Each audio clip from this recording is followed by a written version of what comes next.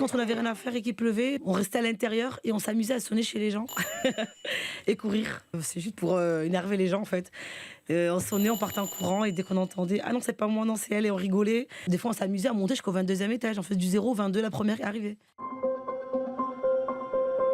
Les premières années de notre vie ne s'oublient pas. L'enfance à la tour d'Assas, c'est jouer ensemble, faire les 400 coups dans une grande fraternité avec le regard indulgent des parents face aux bêtises et chamailleries. Les anciens habitants nous racontent leurs premiers souvenirs et leurs amitiés gardées.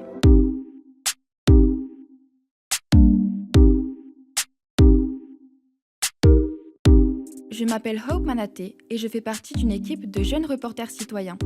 Nous réalisons des reportages à la Paillade, quartier populaire situé au nord de Montpellier. Nous sommes tous sensibles à l'histoire de la tour d'Assas. C'est la plus haute de la ville, mais en 2024, elle sera démolie dans le cadre du grand chantier de transformation du quartier de la Mosson. Nous sommes partis à la recherche de celles et ceux qui ont vécu dans la tour. Des familles, des enfants, des amis, des voisins. Ce sont eux qui ont fait la mémoire de ce qu'on appelle le village vertical.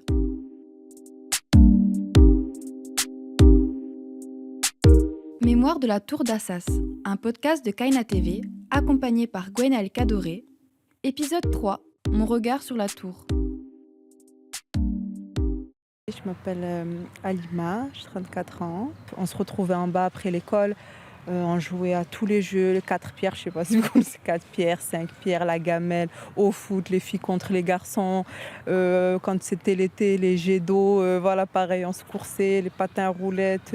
Voilà, c'était une trop bonne ambiance, franchement, que je pense qu'on ne pourra jamais retrouver nulle part ailleurs. Je m'appelle Mohamed, je suis né le 25 mars 88, j'ai 34 ans. J'ai passé plus de 33 ans à la tour. On était, de la tour, on était franchement une petite vingtaine quand même, hein. Donc à chaque fois, on se rejoignait pour jouer au foot ou juste en bas de chez nous. Et voilà, en bas de la tour, on a tout. Pendant que les autres s'amusaient en groupe, Dimitri, comme d'autres enfants, pouvait jouer seul. À l'époque, moi je sortais pas comme aujourd'hui, on peut voir plein de gosses dehors à n'importe quel âge. Nous on sortait pas, on restait en haut. La grosse occupation, c'était la console de jeu, quoi. Déjà, des années 80, c'était déjà ça. Et oui, des grosses journées devant la console, parce que mon père l'était travaillé, et on attendait qu'il rentre du travail pour pouvoir éventuellement bouger, aller à la mer ou quoi. Mais ça, c'était qu'après les heures de travail, quoi. Voilà. Dans l'enceinte de la tour d'Assas, les jeunes habitants se sont constitués des souvenirs uniques. Des fois, on arrivait souvent en retard et l'excuse qu'on devait mettre, pourquoi tu es en retard, moi je disais parce qu'en fait c'était les bouchons, mais les bouchons dans l'ascenseur parce qu'on était 22 étages, il y avait 3 ascenseurs et souvent il y en avait qui étaient en panne. Des fois on se retrouvait à un ascenseur pour 22 étages. Donc imaginez les mamans qui allaient chercher les petits de maternelle à l'école, plus la primaire, plus le collège, plus les lycéens, tous on devait entre midi et deux, ou pareil au moment d'aller à l'école le matin, ou pareil en revenant le soir. Et c'était les bouchons, il fallait attendre, l'ascenseur qui remonte, qui redescend, et on était là, il fallait attendre, et des fois il fallait se taper les escaliers aussi. Pubille Roger, Payadin. Je suis né à Marseille et je suis arrivé ici très jeune, dès l'âge de 8 ans. Juste en bas de la tour d'Assas, là où il y a les commerces maintenant, c'était une pente en terre. On prenait des cartons, on prenait des couvercles de poubelle et on glissait et on s'amusait dessus. Et on s'amusait à esquiver entre les machines à laver, les frigos. Parce que c'était ça aussi la tour d'Assas, c'était un peu le risque. De temps en temps, ça balançait. On prenait une balle et on tapait contre le mur, il fallait qu'elle fasse un rebond, ça je me rappelle. Ou sinon, il y avait une grille, pas loin d'un commerce. Non, c'est même plus un commerce, c'est une téléboutique. Juste en face, vous avez un grand mur qui fait 10 mètres de long sur un bon petit 6 mètres de largeur. Ouais, c'est ça. Et il y avait une grille au-dessus. Et avec le ballon, on essayait de toucher la grille. Il y avait divers profils de parents. Ils avaient des tolérances différentes, mais ils intervenaient souvent pour régler les chamailleries. Je m'appelle Day Hanan, j'ai aujourd'hui 35 ans. Chacun a sa personnalité. Voilà, il y a le papa qui va venir nous dire ça va, est-ce que tu vas bien, est-ce que il y a celui qui va prendre soin de nous, il y a celui qui va se taire, qui parle pas, qui est très calme. Même nous, en étant Gosse, m'a embêté, maman elle m'a embêté, ben, ma mère va aller voir la maman de ma copine ou quoi. Ah, ta fille elle a tapé ma fille. Ben, ils vont en parler. Mais après voilà, ça ne durait pas, on va pas. Voilà, comme je disais, c'est comme une famille. Enfin voilà, entre frères et sœurs, des fois on va se chamailler, etc. Et ben on va se faire la gueule pendant quelques jours. Mais après ça y est, c'est comme si c'était aux oubliettes quoi. Et maintenant qu'on en parle, c'est des bons souvenirs. Tout ça, franchement, c'était des très très bons souvenirs. Lors de ces jeux, les enfants se mélangeaient souvent entre filles et garçons, qu'importe la culture. On s'amusait, les filles et les garçons, vu que on était à l'école ensemble. Tout le monde se connaissait. Il n'y a pas de « Ah non, c'est un garçon ou c'est une fille, non, tu joues pas ». Non, au contraire, je dis on joue au foot. On faisait des équipes, les filles contre les garçons.